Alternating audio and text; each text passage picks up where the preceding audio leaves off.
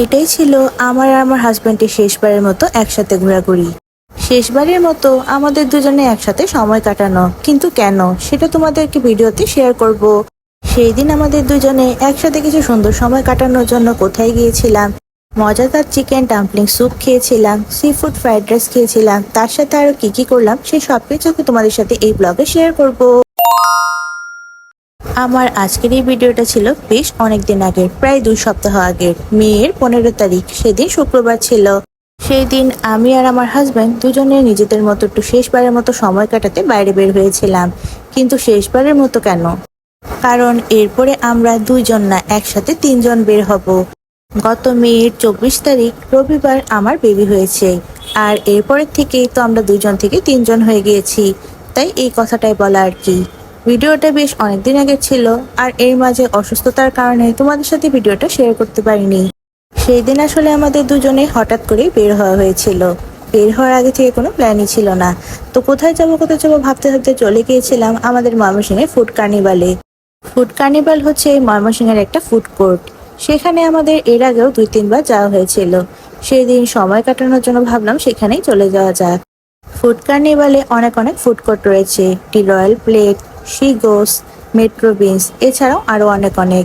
সবগুলো আসলে ভিডিও করা সম্ভব হয়নি, তো যতটুকু পেরেছি সেইগুলোই ভিডিও করে তোমাদের সাথে শেয়ার করলাম। এখানের আমাদের পছন্দ মতো ফুড কোর্ট থেকে খাবার অর্ডার দেওয়ার পর আমরা নিজেদের মতো একটু সময় কাটিয়ে নিচ্ছিলাম, আর এরই মাঝে আমাদের খাবারটা চলে আসে। আমরা প্রথমে ডি রয়্যাল প্লেট থেকে অর্ডার দিয়েছিলাম একটা ডাম্পলিং স্যুপ। এই ডাম্পলিং স্যুপটা বেশ গরম গরম ছিল, আর এতে 3টা ডাম্পলিংস দেওয়া ছিল। আমরা তো সচরাচর অনেক ধরনেরই স্যুপ খেয়ে থাকি, আর এই স্যুপটা একটু অন্যরকম ছিল, তাই ভাবলাম এটাই ট্রাই করা যাক। ডাম্পলিং স্যুপটার ভিতরে চিকেনে একদম ভরপুর ছিল, আর স্যুপটাও খেতে কিন্তু অনেক বেশি মজার ছিল। স্যুপটার প্রাইস কত ছিল সেটা মনে আসছে না, তাই তোমাদের সাথে শেয়ার করতে পারলাম না। আসলে ভিডিওটা বেশ অনেকদিন আগে ছিল, তাই দামটা এখনো মনে আসছে না। আমি আর আমার হাজবেন্ড দুজনে মিলে চিকেন ডাম্পলিং স্যুপটা শেয়ার করে খেয়েছিলাম। দুজনের কাছে বেশ ভালো লেগেছিল। স্যুপটা খাওয়া শেষ করে নেওয়ার পর এখানে ফুড কার্নিভালটা কিন্তু বেশ সুন্দর, তাই এখানে ছবি ভিডিও তুলে নিচ্ছিলাম, আর সেগুলোই তোমাদের সাথে একটু একটু করে শেয়ার করলাম। দুজনে এখানে সুন্দর সুন্দর সময় কাটাচ্ছিলাম, একসাথে অনেক গল্প করছিলাম। যেহেতু এখন আমরা 2জন থেকে 3জন হয়ে গিয়েছি, দুজনের এই সুন্দর সুন্দর সময়গুলো আবার ফিরে পাবো কিনা সেটা জানা নেই। এখন হয়তো আমাদের 3জনের সুন্দর সুন্দর অনেকগুলো স্মৃতি হবে, আর সেগুলো তোমাদের সাথে একটু একটু করে শেয়ার করব। এরপর আমরা ডি রয়্যাল প্লেট থেকে তাদের সি ফুড ফ্রাইড রাইসটা ট্রাই করেছিলাম। সব সময় তো এক রকমের ফ্রাইড রাইসই খাওয়া হয়ে থাকে, তাই ভাবলাম একটু ভিন্ন কিছু ট্রাই করা যাক। তাদের এই সি ফুড ফ্রাইড রাইসটাতে চিংড়ি, কাঁকড়া, ক্যালামারি সবকিছু একদম ভরপুর ছিল, আর খেতেও কিন্তু বেশ ভালো ছিল। আমি আর আমার হাজবেন্ড দুজনে মিলে এটা শেয়ার করে খেয়েছিলাম। ডি রয়্যাল প্লেট থেকে আমরা আরেকটা রাইস অর্ডার দিয়েছিলাম।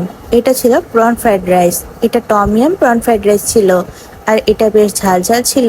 চিংড়ি মাছে একদম ভরপুর ছিল, খেতে বেশ ভালোই ছিল। তোমরা যারা ভিন্ন ধরনের কিছু ট্রাই করতে চাও তারা অবশ্যই এই রাইসটা ট্রাই করতে পারো। আমাদের কাছে তো বেশ ভালোই লেগেছে। আমি আর আমার হাজব্যান্ড দুজনে শেয়ার করে খেয়েছিলাম। রাইসটার সাথে খাওয়ার জন্য আমরা ডোরি ফিশের একটা স্টেক অর্ডার দিয়েছিলাম। স্টেকটাও কিন্তু খেতে বেশ ভালোই লেগেছে আমাদের কাছে। আমাদের দুজনে একসাথে সুন্দর সময় কাটানো, গল্প করা, মজার মজার খাবার দাবার খাওয়া, সেই সবকিছু মিলিয়ে এটাই আমাদের দুজনে একসাথে শেষ ঘোরাঘুরি ছিল। এই সময়গুলো হয়তো আর ফিরে আসবে না, তো এগুলো স্মৃতি হিসেবে রেখে দিলাম, আর তোমাদের সাথে আমাদের সুন্দর এই স্মৃতিগুলো শেয়ার করলাম। তারই সাথে আমার আজকের ব্লগটি তোমাদের সাথে এখানে শেষ করছি। আমার আজকের এই ব্লগটি তোমাদের কাছে কেমন লেগেছে তা কিন্তু অবশ্যই কমেন্ট করে জানাতে পারো, আর ভালো লাগলে অবশ্যই একটি লাইক করে দিবা সবাই। আজকে এই পর্যন্তই। টাটা সবাইকে।